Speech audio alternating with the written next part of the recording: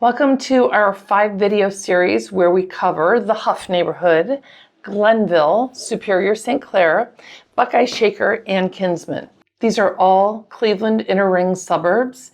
Yes, they have special names, but I'll teach you about each of them as we go. Pay attention to our 5-video series and learn along with me.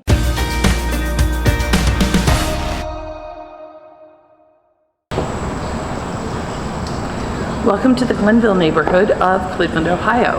There are so many hidden gems in this neighborhood, but one of the things you might not have known is that Cleveland has a connection with the Rockefellers. If you didn't know it, look it up because this is not history class, this is real estate investing class. So, this is the Rockefeller Greenhouse, and it's a really very magical space. Wonderful in winter, summer, spring, and fall, but the neighborhood is the main reason we're here. Welcome to Glenville. I cannot wait to talk to you and share with you what investing opportunities there are in this neighborhood. Glenville was its own village. It was not part of Cleveland proper, but it did get annexed along the way. Today's Glenville does not include the next door city of Bracknell, but Glenville and Bracknell were once combined. They're right at the edge of the lake, so if you live in a city that's beachfront or has any kind of beachfront property, you know that most beachfront property is significantly more expensive. Well, Glenville did not really kind of take off in that way because the development in Cleveland never really worked out to have this amazing lakefront, which is really sort of too bad. But anyway, Glenville itself, that was its own little city and then later became incorporated into Cleveland proper, is really famous for a lot of its sports players and has a very famous high school football team. So if you don't know about that, look it up.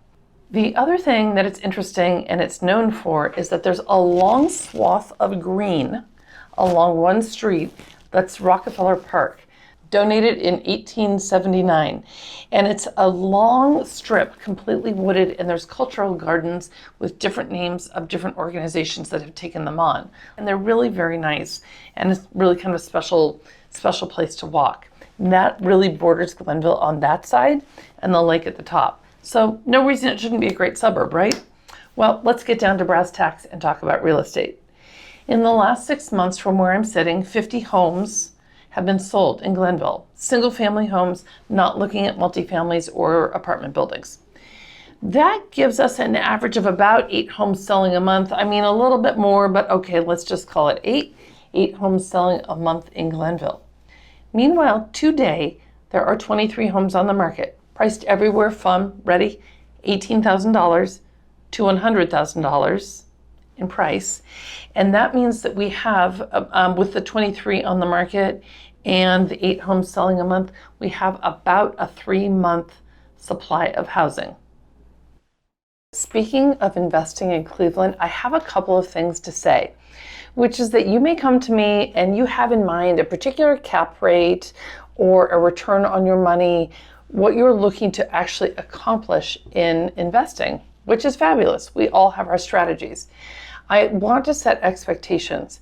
It's unrealistic to think that you're going to find the amazing needle in a haystack that will make you lots of money starting with no money. So I want to be here and I want to help you invest your money in Cleveland because I do consider Cleveland an incredible opportunity zone.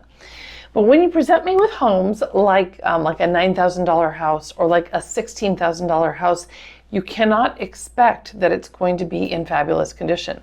You cannot expect that it's necessarily going to be in a safe neighborhood. You can't expect that it's going to be in a top school district.